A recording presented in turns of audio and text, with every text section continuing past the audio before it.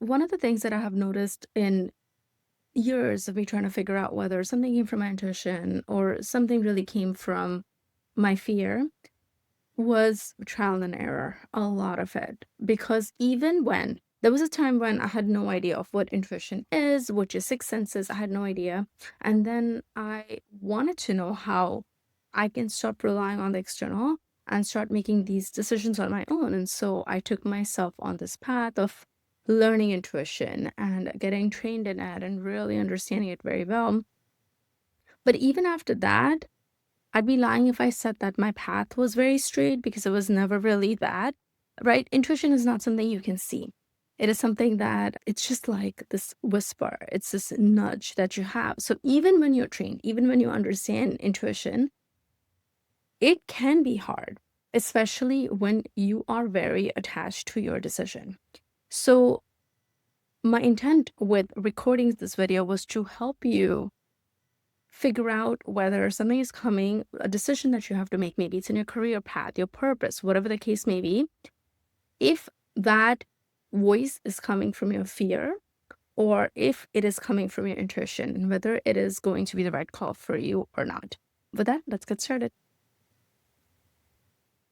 I've had so many instances where my intuition was waving the red flag and saying, don't do this, don't do this, don't do this. And yet I noticed that I would end up going down that path because something looked good on the paper. And I was trying to, in the hindsight, if I were to look at it, I was trying to run away from something rather than run towards something. That was one of the biggest clues. So when it's not to say that it is not okay to make a decision when you're running from something. Of course, if you're in a bad situation, you are trying to run away from it. But the difference is that the path that you end up saying yes to, it shouldn't come from a place of you just running away from the thing. It also needs to send that excitement within you that you are now running towards something new. You know what I mean? So let me give you an example. I have two examples here. So one was there was a time when I was in an okay and average job. I'd been over there for a really long time and it would have been nice to get something good. So I had been applying here and there. And then I ended up getting an offer. And I remember interviewing for that offer. I remember meeting everyone and everyone seemed super nice. The offer looked amazing on paper. And when I got the offer, I remember I was not excited about it at all. In fact, a part of me just dropped when I got the offer. And I was like, oh no, I'm going to have to give an answer back to the person. Now, things happened in such a weird way at the time where they really wanted me and they said a few things to my manager. It just ended up making the whole relationship between me and my manager then really off and weird. And I ended up taking that job, which was one of the worst mistakes I ever made in my life. So, this is an example of when I made a decision when I was really not running towards something.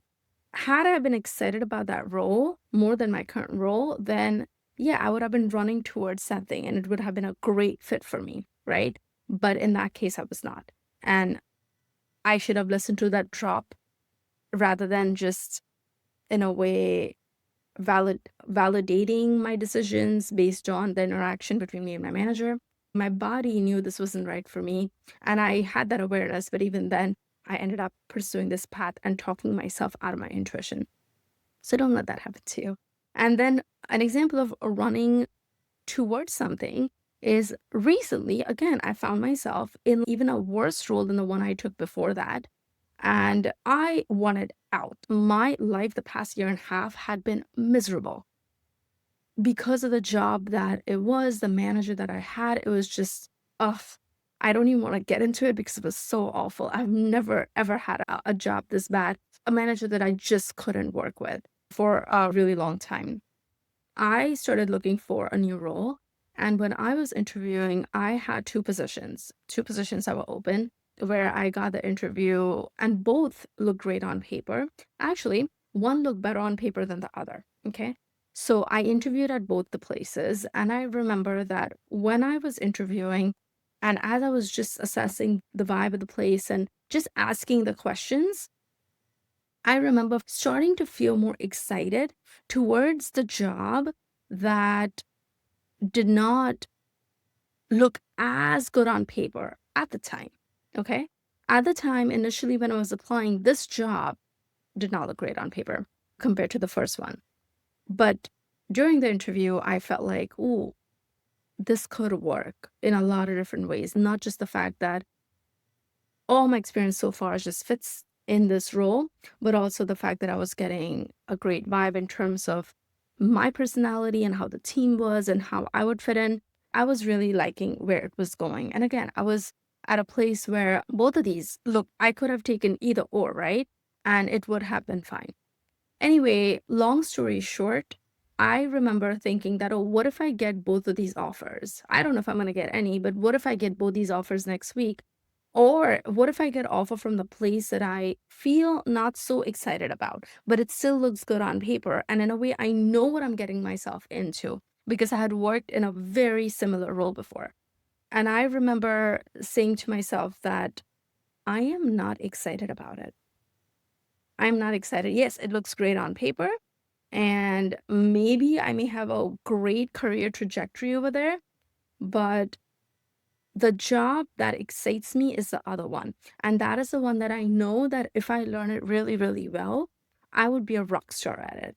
And that's what I want to go for, where I can be better than others in that role. Not that I'm competing with anyone else, but in the sense like I could be the best at that role. It wouldn't take me effort in order to get there compared to the other role where, first of all, I wasn't getting the best vibe. And then it felt like I would have to put way too much effort in order to even be mediocre or slightly above average in the role. Now, in this situation, say if I got the first role and if I took that role, then I would have been running away from something, right? Because I'd be running away from my old job to my new job, which was okay, it wasn't the best fit and I should not do it. But thank God I ended up getting the offer from the new job. And I remember telling my husband that, listen, even if I get the first job, I may not take it because I did not get the best vibe from some of the stakeholders. And I don't know, I don't want to do that again. Now, if I get a job, I need to have a job where I can stay for a really long time. So luckily, the first job offer did not come through, the second one did. And I was so excited when I said yes to the job that I wasn't even thinking about my old job, right? It wasn't like, oh, I need to show my manager that, oh, look, I got a better job. Or there was no petty revenge or anything. I was like, I'm done with this chapter in my life. I'm so excited to move on to the new thing. That was the vibe when I ended up taking the role. So that's what I mean by running towards something. And with this job, I felt that I was running towards something. And so far, it has been the best decision I've made in terms of my career move and my professional life.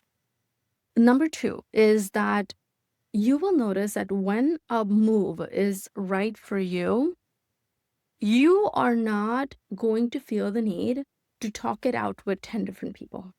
You're just going to take it. Maybe you may talk to your best friend about it, but deep down, you know that you're going to end up doing this thing just because it feels so right and you don't need outside validation.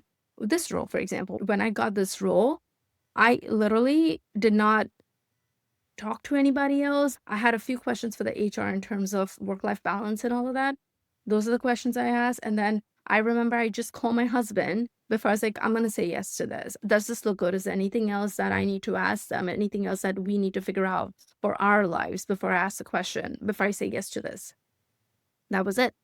And then I ended up taking this role. Whereas I remember the role that I had before this, which was like by far the worst role in my life, I remember talking to so many people about it before I made the decision. I remember taking a good couple of days before I made that decision. And I had all my these intuitive tricks that I resorted to figure out, oh, what's going on in my body? Should I say yes? Should I say no? I remember literally talking myself into taking this job because, again, even my last role was a classic example of me running away from something rather than running towards something. I was not that excited about the role, but I was like, oh, this is going to be good for me because I can run away from that and I can do this thing and it's going to be great. I talked myself into it because I'm supposedly a pro at that. So yeah, I wasn't super excited about my last role and I ended up doing it. So Again, your intuition will not need a nudge when something's right for you. It's going to feel like a hell yes type of a response when it is right for you. The other example, and this is me before intuition, any of this. This is literally me years and years back. I remember when I got the job that ended me in this company, which has been like the best thing that ever happened to me, second to my marriage and my kids, would be when I remember I was working at the time, I was working in a cancer institute. And then I don't know where I hadn't even applied, and someone found my old resume on Career Builder and they called me for this job. And I remember at this time when you had to do 5 panel interviews, when the time that I'm talking about, I literally had 2 phone interviews, and without meeting these people, they hired me. And it ended up being the best thing that had ever happened to me. And when they told me that, oh, yeah, you got the job, I didn't even have to think. I didn't even have to say anything. I was like, oh, yeah, of course I'm taking this. This is the best thing. So I want you to look for those type of decisions where it feels like, yeah, duh. Like, course I'm gonna do this, right? So yeah, that's your intuition is not gonna need a nudge. The third thing would be, yeah, so the third thing is there is fear. Don't get me wrong. Like people say, oh, intuition, with intuition, there is no fear. This is absence of fear. That is not true. In fact, I have seen that when it comes to intuition, especially when it is about your expansion, you are going to feel a little bit of fear because you're in a way upper limiting yourself, right? When too many good things are about to fall in your lap, we upper limit and we start talking ourselves out of those things because our ego wants to stay in the comfort zone. It wants to stay in the familiar rather than expanding out. So you do feel the fear. There is that discomfort that, oh my God, there's this new thing that I'm going to have to learn. How am I going to do it? I'm going to have to do all of these things. I don't know if I'm going to be able to do it. So there's definitely that imposter syndrome voice that does come into play. So don't get me wrong. But it's very different than the survival instinctual type of fear that is just, it just makes you want to run out of the room. It's imagine having this big snake in front of you and you just want to run out of there. Or even when you like are interviewing with people and you just feel, I want to get out of here. I don't feel good. I want to leave this room. That's your instinct. That's your body telling you that it doesn't feel safe there. I would listen to that, especially when it comes to the people that you interview with, where you get this weird vibe. Listen to that. I remember that in my last role, I felt that weirdness with my manager when I was interviewing with him. There were 1 or 2 instances where I just felt, I don't know. I had a pretty bad manager in my one of my really old jobs, and I remember feeling that vibe during the interview as well, where I just felt like she seems a little off. And always listen to that. That is going to be a sign letting you know that someone's not right for you. That's your body telling you you don't feel safe with this person. If you have a business, then for your client on a discovery call, pay attention to that. That's your body telling you don't feel safe with them. They're likely not going to be a good fit for you. The other fear that I was talking about is the fear of expansion, where there's this discomfort associated with it because you are now expanding and you are like trying to shine your light in the world, and that sometimes feels uncomfortable. That's resistance more than it's fear. It would be helpful to understand the difference between whether this is a survival fear versus just resistance and you trying to stay in your comfort zone. My last role was that it was like very much, even though I was going into something new, it wasn't really expansion. I was staying in my comfort zone because it was a lot. I would get to do a lot of analysis. I would get to stay in spreadsheets. And for me, I was like, oh, great. I get to be on my computer, on my spreadsheets all day long. And it's amazing. I don't have to interact with anyone. I can just hide myself behind the computer. So it was really me, in a way, trying to stay in my comfort zone, but then talking myself into it, thinking, oh, wow, I'm trying out this new thing and I'm expanding myself. But it was not really the case. And how do I know that? Because I was not excited about the offer when it was made to me. And I took a long time before I decided that I wanted to take it.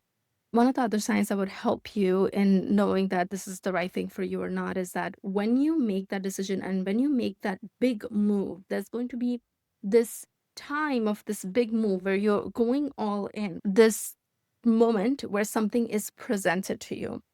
tune into your body and see what is going on there. Close your eyes over here and think about a time where, if you go back and you made a decision, this is a time when you made a decision for something that ended up being amazingly good at your life. I want you to really go back in the moment and you deciding, saying yes to this path, which ended up being amazingly good.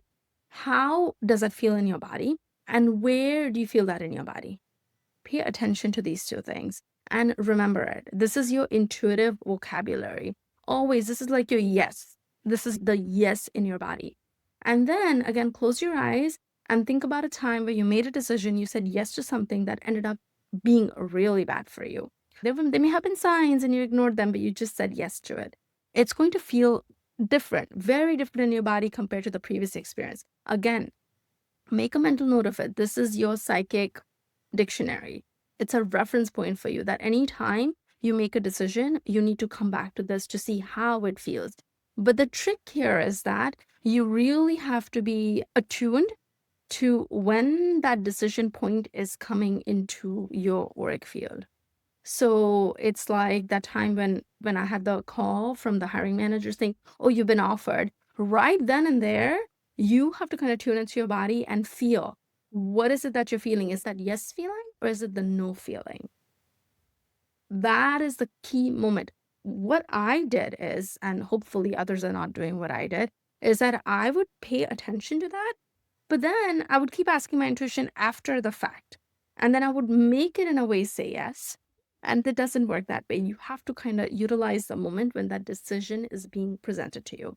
The same thing for a yes decision. The minute that decision is presented to you, what does it feel like on the inside? I know that for my current role, I felt it was like a hell yes all over my body. I was so happy that I got the role because I really wanted that role and I would have grieved that role if I did not get it. Yeah, with that, I hope that this helps. There's also other tools that you can utilize, like a human design strategy and authority is something you can use. I use my human design strategy and authority, but I use other things too. I don't just rely on that because I've noticed with your human design strategy and authority, it is great for short-term decisions, but when it comes to your long-term decisions, can be a little bit vague and I can be influenced by external energetic things that are going on. Yeah, for short-term decisions, great, but for long-term, I don't know if I highly recommend it. This is one of the reasons why I also don't talk about human design purely now because I feel that there's a lot of merit in the human design system, but I don't like the whole decision-making thing. I don't think it is as amazing as they make it out to be. Like my last role, I ended up making a decision based on my strategy and authority, and I don't know. I don't think it was it was not the right decision for me. Or maybe it may have been the right decision to me for me to become the person that would be correct for this job, maybe. But that it also felt to me that it showed me the longer path, the harder path, rather than the path of least resistance, which my intuition has always nudged me towards. All right, with that, if you have not already done so, be sure to subscribe to my channel and let me know if this helped. And if you're making a decision in your life and you're not sure what to do, what the conflict is, what that point of tension is, or maybe perhaps you made a bad decision in your life and what it is that you wish you knew at the time. Maybe there's something else that I've not covered in this video. It would be helpful to me and to other people as well. So with that, I'll talk to you all soon. Bye.